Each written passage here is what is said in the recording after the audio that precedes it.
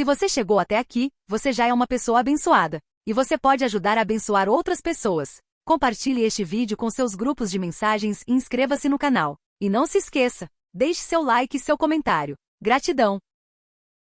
Oração. Capítulo 7. Oração e obediência. Orem e trabalhem. Não nos devemos sentar esperando calmamente a opressão e a tribulação e cruzar os braços, nada fazendo para evitar o mal. Que os nossos clamores unidos sejam enviados ao céu. Orem e trabalhem, trabalhem e orem. Mas que ninguém haja precipitadamente. Aprendam como nunca antes que devem ser mansos e humildes de coração. Devemos orar, trabalhar e crer. O Senhor é a nossa eficácia.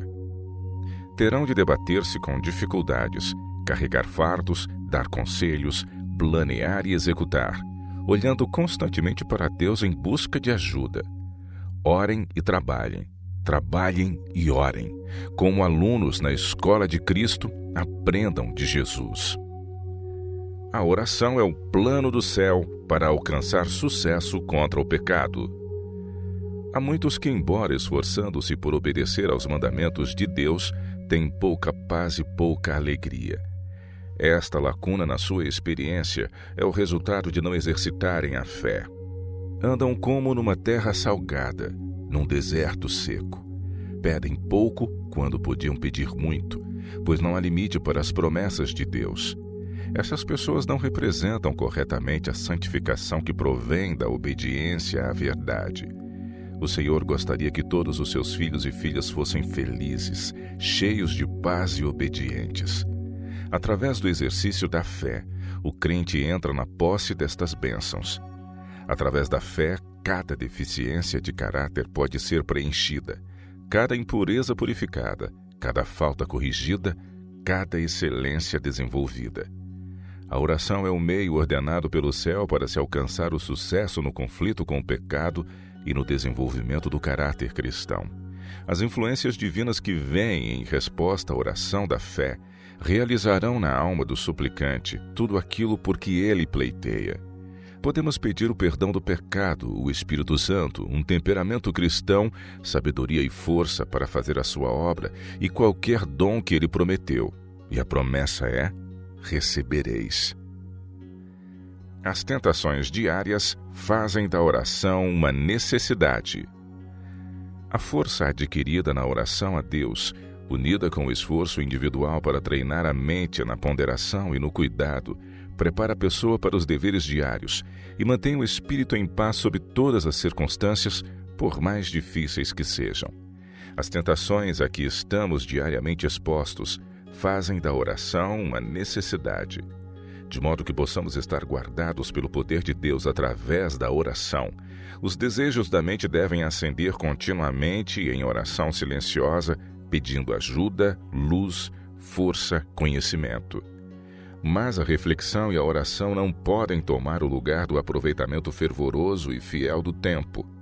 O trabalho e a oração são ambos necessários para o aperfeiçoamento do caráter cristão. A oração diária transforma os erros em vitórias.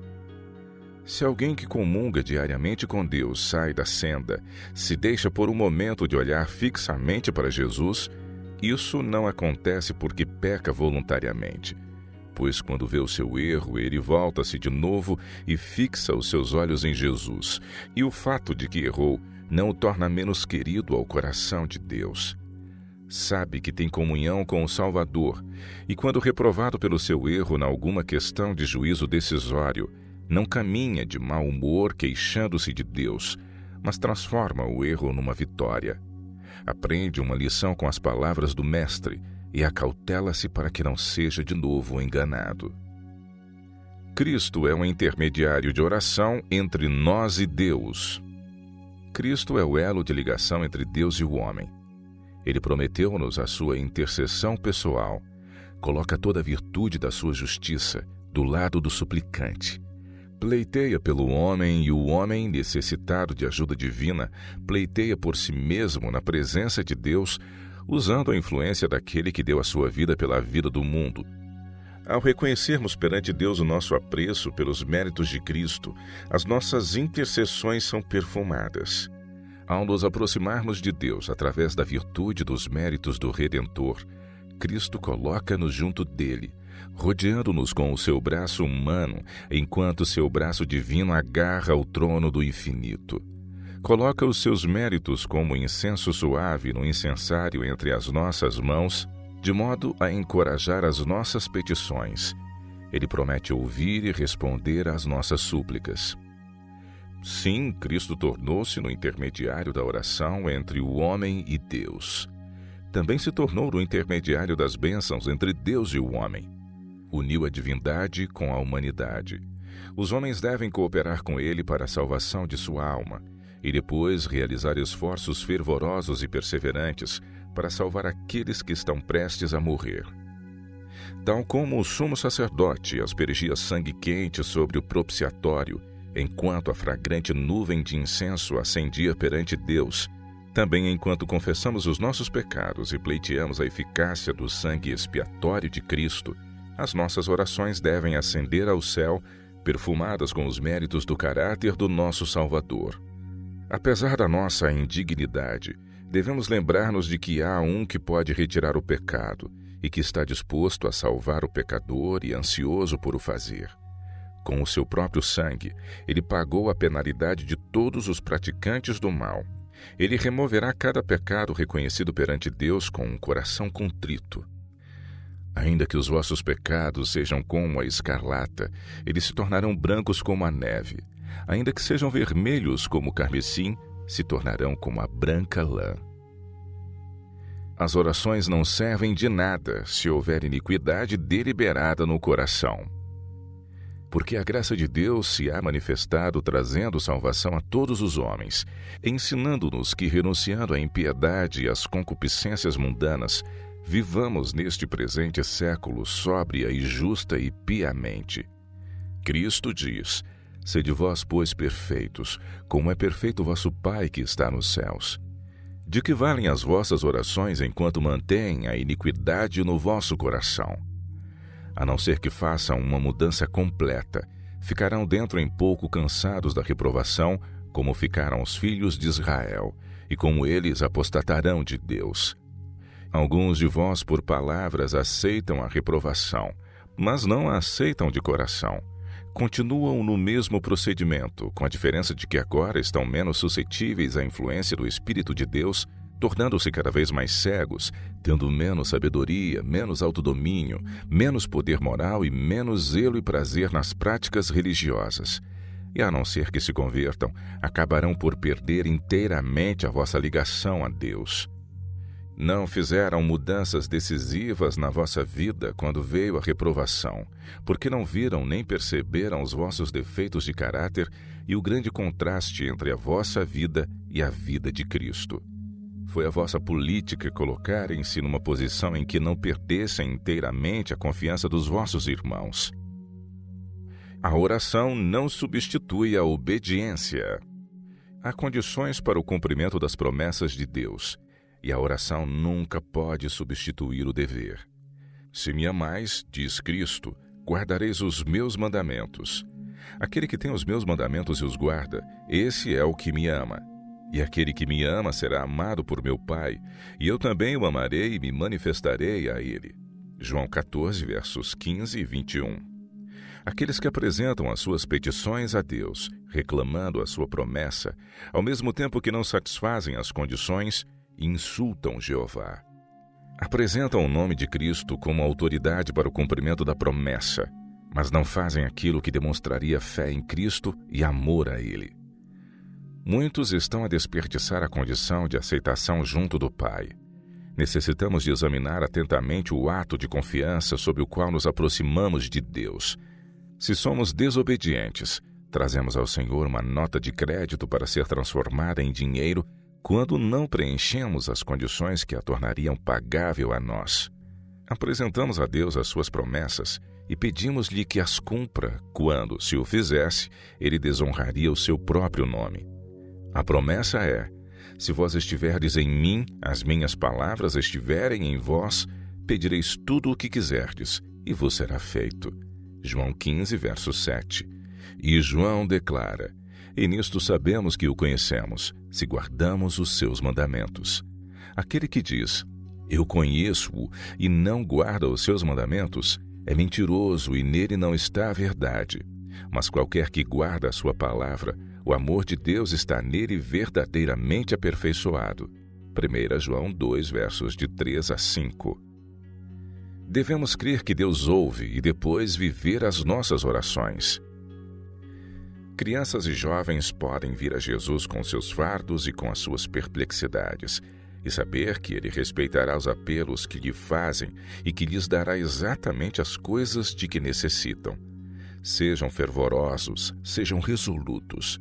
Apresentem a promessa de Deus e depois creiam sem sombra de dúvida. Não esperem sentir emoções especiais antes de pensarem que o Senhor responde.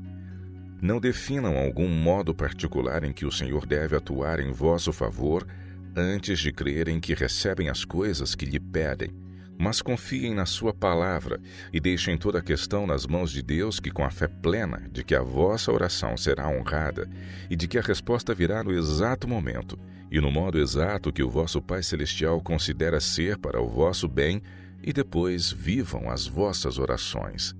Andem humildemente e continuem a avançar. Orem por graça para resistirem à tentação. Na vida cotidiana encontrarão surpresas, desapontamentos e tentações súbitos. O que diz a palavra? Resisti ao diabo, e ele fugirá de vós. Chegai-vos a Deus, e ele se chegará a vós. Que se apodere da minha força e faça paz comigo. Sim, que faça paz comigo.